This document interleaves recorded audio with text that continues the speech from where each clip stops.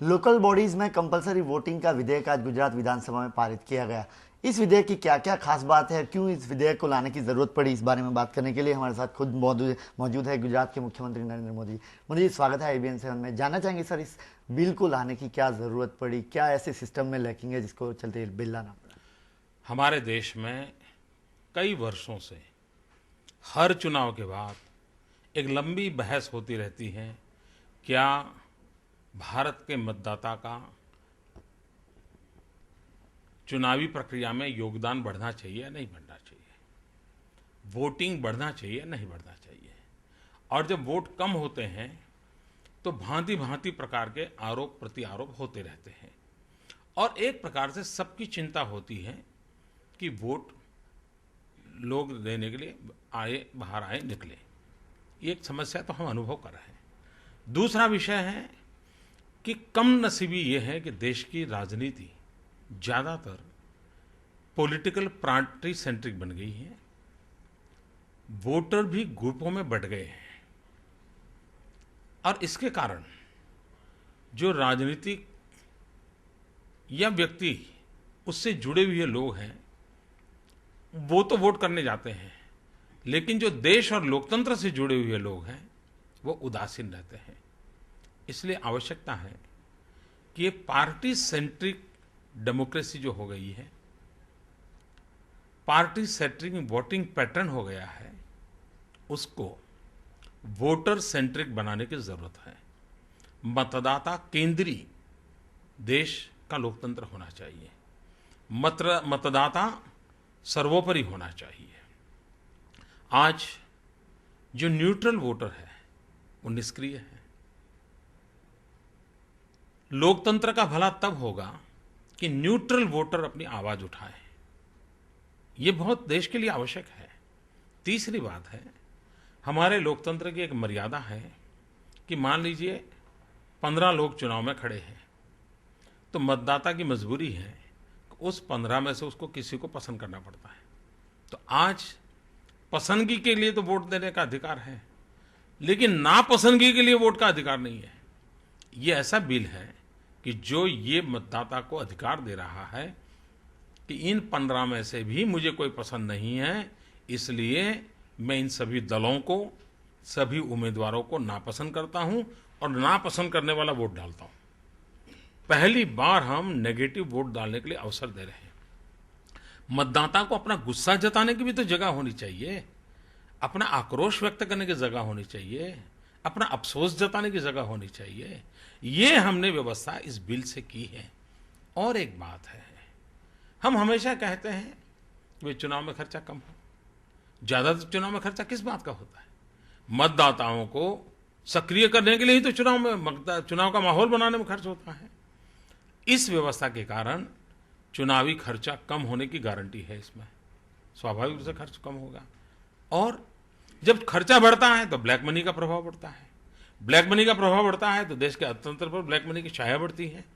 देश को black money की छाया से बचाना होगा, देश के अर्थतंत्र को प्योरिटी देनी है, तो चुनावी खर्चे कम करने चाहिए। चुनावी खर्चे कम करने हैं तो ये बिल बहुत काम आएगा। ये काले धन को रोकने का एक बहुत बड़ा साधन बनेगा, माध्यम बनेगा, देश के अर्थतंत्र को भी मजबूत करेगा। और इसलिए मैं मानता हूं, और एक बात है, हिंदुस्तान का एक बहुत बड़ा तबका है जो ड्राइंग रूम पॉलिटिक्स में इंटरेस्ट लेता है। हर चीज पे वो अपने ओपिनियन देगा, हर चीज पे डिबेट करेगा, बस में, ट्रेन में, कार में, होटल में वो दुनिया को सलाह देता रहता है। हम उसको पूछो कि भाई ये बात ठीक है, आपने लोकतंत्र और देश की सरकार बनाने में कुछ योगदान किया है क्या? तो वो मुंह फेर लेता है। मुंबई में 26/11 हुआ, आतंकवादी आए, गोलियां चलती रही और ये बड़े बड़े लोग हाथ में मोमबत्तियां लेकर के निकल पड़े, दुनिया को उपदेश दे रहे हैं, मोमबत्ती दिखा करके वो रास्ता दिखा रहे थे, लेकिन वही रोज रास्ता भटक गए। जब चुनाव आया, उसी मुंबई में जब चुनाव आया तो 20, 22, 25% से ज्यादा लोग वोट करने के लिए नहीं जा रहे। अगर यही चलता रहा तो लोकतंत्र के प्रति लोगों की आस्था कम हो जाएगी। और इसलिए मतदाता सेंट्रिक लोकतंत्र को बढ़ावा मिले ऐसी व्यवस्था करनी चाहिए। सर, एक आवाज़ ये भी उठ रही है कि संविधान में ये नहीं कहा गया है कि किसी जबरन किसी को वोटिंग डाला जाए। विपक्ष भी इस बार को जोर शोर से उठा रहा है। क्या? अब तक जबरन था, अब तक जबरन था कि ये 10 खड़े हैं, तुमको पसंद करना पड़ेगा। अभी तो उसको सच्चा डेमोक्रेटिक राइट मिल रहा है कि इसमें से मुझे कोई पसंद नहीं है, मैं इन सबको रिजेक्ट कर रहा हूं। इसलिए ये लोकतंत्र को, संविधान को अवसर देता है। दूसरी बात है कि आपको रास्ते पर कूड़ा कचरा फेंकने का अधिकार है क्या? आपको बस में कोई कहे कि भाई लाइन में खड़े रहो, तो ये क्या उसके ऊपर फर्ज बनती है क्या? क्या लोकतंत्र में डिसिप्लिन नहीं होनी चाहिए क्या? बच्चे को स्कूल रोज भेजना चाहिए, ये अगर हम कहते हैं तो उनके व्यक्तिगत अधिकारों को छीन लेते हैं क्या? देश को समृद्ध करने के लिए सारी चीजें आवश्यक है। पोलियो का टीका लगवाना, ये हम आग्रह करते हैं, ये कोई उसको उसके अधिकार छीन लेते हैं क्या? स्वस्थता के लिए कुछ चीजें आवश्यक होती हैं। भारत के लोकतंत्र की स्वस्थता के लिए देश के मतदाता सेंट्रिक डेमोक्रेसी को खड़ा करना आवश्यकता है, और उस दिशा में हमने कदम उठाया है। सर, विपक्ष एक आरोप लगा रहा है कि ये अगले साल मतलब चुनाव हैं लोकल बॉडीज के, इसके चलते एंटी इनकम्बेंसी फैक्टर को कम करने के लिए राज्य सरकार की ओर से प्रयास किया। क्या कहेंगे सर? मैं समझता हूं ये एक तर्क अगर कोई देता है तो मजाक है, इसलिए कि 1990 से अब तक जितने चुनाव हुए, कांग्रेस को गुजरात की जनता स्वीकार नहीं कर रही है। क्या इस बिटवीन कभी एंटी इनकम्बेंसी नहीं आया होगा? हर चुनाव में एंटी इनकम्बेंसी आया होगा। अगर एंटी इनकम्बेंसी के बावजूद भी उनको लोग स्वीकार नहीं करते तो एंटी इनकम्बेंसी का लॉजिक गले उतरने वाला नहीं है।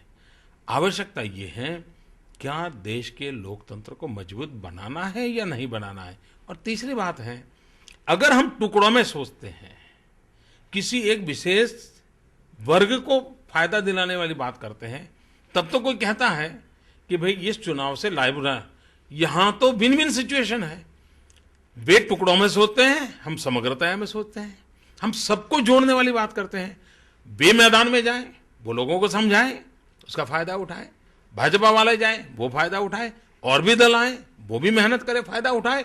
तो ये तो सचमुच में लेवल प्ले फील्ड देने का काम इस बिल से होने वाला है। बहुत बहुत शुक्रिया सर आईबीएन 7 से बात करने के लिए। ये थे गुजरात राज्य के मुख्यमंत्री नरेंद्र मोदी, जिनका पूरा विश्वास है कि ये विधेयक कानून में भी तब्दील होगा, और एक उम्मीद भी जता रहे हैं कि बाकी की राज्य भी इस पैटर्न को फॉलो करे। कैमरामैन अनुकुमार सिंह के साथ जनक दवे, IBN 7।